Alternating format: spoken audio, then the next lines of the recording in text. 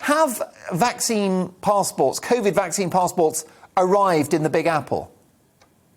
Yes, so they were introduced in August, and as of September 13th, they're enforceable by fines if businesses are found to have broken them. And are they stored on your phone, or is it a piece of paper? So basically, either way is allowed. You can download an app and upload the proof to the app, or you can show your vaccine piece of paper. But it doesn't stop there, because that would be a vaccine passport, but now they're also asking that you show proof of identification. So you can't only show a vaccine card, but you also have to make sure that it's yours and not someone else's. And how's it going down? How are the locals adapting to this? I think with mixed responses. Of course, some people have no qualms. I would definitely fit into the other camp. You have to show vaccination history to someone, whereas ordinarily, at least in my life, that has never been the case. And you also have to show that it is yours and who you are with your ID. Where in the US particularly, the whole debate about having to show an ID when you go to vote is so contentious because so many people, especially of ethnic minority groups, don't have photographic ID. So it's kind of a double whammy, not only your vaccine status, but also who you are. So what will this COVID vaccine passport give you access to? So pretty much you need it for anything. If you want to go anywhere indoors for a prolonged period, you have to have it. So be that a cafe and sit in, you need it. To eat in at McDonald's, you need a vaccine passport, as well as larger things like theatres, museums, gyms. Pretty much all parts of life apart from the grocery store. So grocery stores don't require. What about small cafes or small restaurants? Small cafes, small restaurants, if you're eating indoors, you have to have it. And that means that they've got to employ a member of staff to check at the door. Absolutely, yeah. So they'll either check at the door or when you're sitting down, they'll come over and check. And then there's the awkward moment where you can't find it in your bag, you can't find a photo on your phone. And there's also places which are no longer offering indoor dining simply because they don't have the staff to enforce the vaccine requirement. And you mentioned how having to show voter ID to actually go in and participate in democracy could be very prejudicial against people from certain minority groups who don't have an ID. And I guess the same is true of these COVID vaccine passports, that if you haven't got an ID, you can't go out for dinner or go to the movies.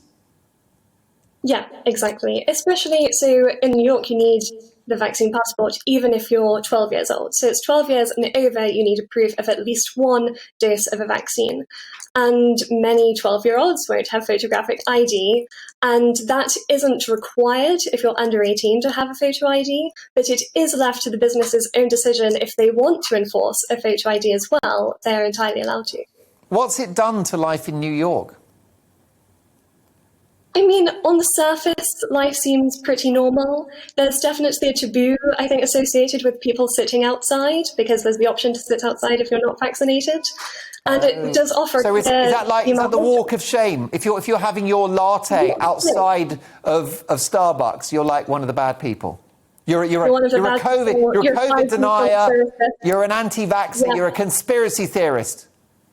Yeah, absolutely. So it's kind of seek indoor shelter, lest the people passing by hurl insults your way. And of course, this is just within New York. Is it statewide or the city? So this is New York City. So Mayor de Blasio introduced it for the city. And this would never happen in Florida or Texas. A lot of this is political, isn't it? I mean, I should sure hope it's not going to be introduced in Florida or Texas. Then I didn't expect it to be introduced in America at all. Freedom-loving Yankees. So it's starting a dangerous precedent. And New York, obviously a more liberal city, shall we say, not the state per se. And they also have high vaccination numbers. So really the justification for it seems to be blown out of the window because it's not justified by the science. It is a political motivation. I'm delighted to bring my panel in, Coolvere Ranger Felicity Morse and Tessa Sanderson. And I would like to ask you whether, Portia, people are rebelling at all. I mean, you've mentioned you've got those outside who are not going into venues, and that's a way of, having a loophole. But that's not going to be great in December or January when we know how cold New York gets in the winter months. But have there been protests? Have people taken to the streets? Is anyone angry about this? I think some people are angry, for sure. The protests, if they're happening, are not receiving the attention they've received in other countries, be that the UK and France especially. But people, my friends, are at their tether. There is anger, it's just not terribly vocalized, in part because people have the vaccine, which is why they don't need to enforce, they shouldn't be enforcing it. So people are still going about their daily life. The people who haven't had the vaccine are a very small minority. They've hit herd immunity. So it's not really worth kicking up a fuss or boycotting all parts of life. You might as well still go to your cafe and enjoy your latte sat down. Kulveer Ranger, why is your former boss, Boris Johnson, considering putting us through this hell and through this folly? Well, I hope the Americans, and I hope we here, don't look back at anger at this kind of policy, because I think we saw the vaccine minister, Nadeem Zahawi, saying that a COVID passport goes against everything he believes in. I think the words were something like that he was saying earlier this week. So we shouldn't rush headlong into this. As Portia's quite rightly saying, the justification at this point to enforce these kinds of restrictions just doesn't seem to be there. And I think the great British public would react, hopefully, with more anger than the good people of New York are at the moment. I think the key thing here, though, is that there is also been an inherent view in America of ID. You know, it's a coming-of-age thing. People get ID, they have a sense of showing their age when they're driving, to buy alcohol and various other things. We have not had that in Britain, and I don't think we'd accept it as easily as maybe the New Yorkers have at this point. Yes, I mean, Tessa, my concern is that once you introduce the infrastructure of a COVID vaccine passport, that you'll have it forever. I mean, I spoke to Tom Hunt, a Tory backbencher, who promised me on this show on Sunday night that any COVID vaccine passports would be temporary. But I just don't believe that. What do you think? I don't believe it either. And I think it's going to be a problem, you know, with the British people accepting that. Because, like you say, different climates, different things. It's queuing, it's more staff that have to employ, especially for businesses and things like that. I think it will be a whole frustrating situation, and I really don't think that the public will accept it, you know, as such, or take it on board as easily as people think. Portia, why do you think the New York authorities have rolled this out? So they give two reasons. One is it's safer for everyone, Delta variant is on the rise. That seems a weak line of argument, as if you have the vaccine, you can still pass on the virus, you can still catch the virus. But on the flip side, they say they're rolling it out to incentivize vaccine take-up amongst those groups, primarily the young, who haven't had it. But they've hit herd immunity, and if a young person gets COVID, they're most likely to be fine. So the reasons that they've given, at least, both seem fairly weak.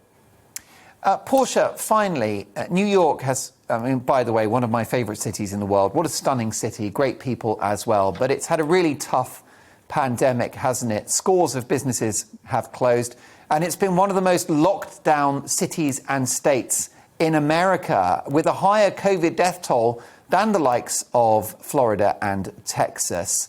What do you think is going to be the legacy of the pandemic in that great city? I mean, is New York scarred by what it's been through in the last year and a half? It seems to be coming back. It definitely seems a slow process, but the past few months, summer seems to have picked things up a lot. But there is fear on the ground, especially amongst small businesses, that the skull will be deeper or larger than what it will be currently with protocols like this in place, because people on the fringes who don't agree are less likely to go out, and also they just can't have indoor seating if they can't enforce these policies. Well, thousands of restaurants have closed, retail units boarded up. We've seen the same, unfortunately, in some of our cities here in the UK, Portia. Is it a less sort of fun place to be? I've also heard about soaring crime in New York as well. So I was in New York 2 years ago, and it was great to walk down the streets at like 3, 4 a.m. feeling totally safe because there were so many people around all the while. Now it's a seedy place to be wandering around when it's dark. Obviously there are fewer people here, and there isn't the buzz that there used to be. I think in part due to tourism, there still are no out foreign tourists in the city. So, yeah, it's a slow process. Briefly, Portia, for some reason, not only are you a fabulous guest, but you dovetail with a lot of stories we're covering here on GB News. Is that great city bracing itself for tomorrow's awful anniversary of the World Trade Center attack? Yeah, no, it's definitely in the American mind even more poignant than it is for people in Britain. I think in Britain we commemorate 9/11. We definitely had minutes of silence at school if it fell on a school day. But here it's something quite different. So very relevant, especially to recent news. But yeah, hopefully nothing like of that grandeur would ever happen again. Well, here's absolutely hoping, agree with you fully on that one, Portia.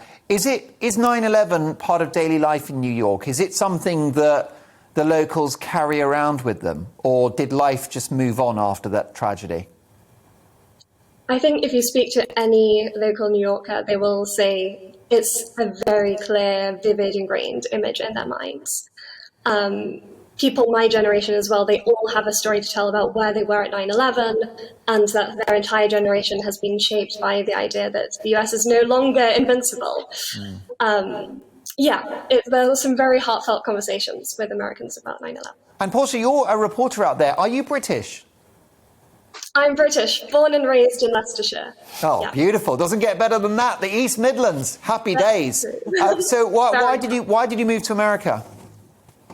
So I came over for college. I received a full scholarship to go to Harvard when I was 18. Stayed here for 4 years, hopped back to England for a bit, and then I'm back out here working for the short term at least. So do you miss Blighty, and do you think you'll eventually come back?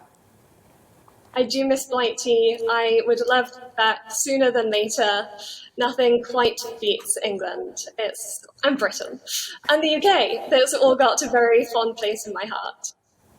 Portia, we wish you well, and thank you so much for telling us all about COVID passports in New York. And let's catch up soon.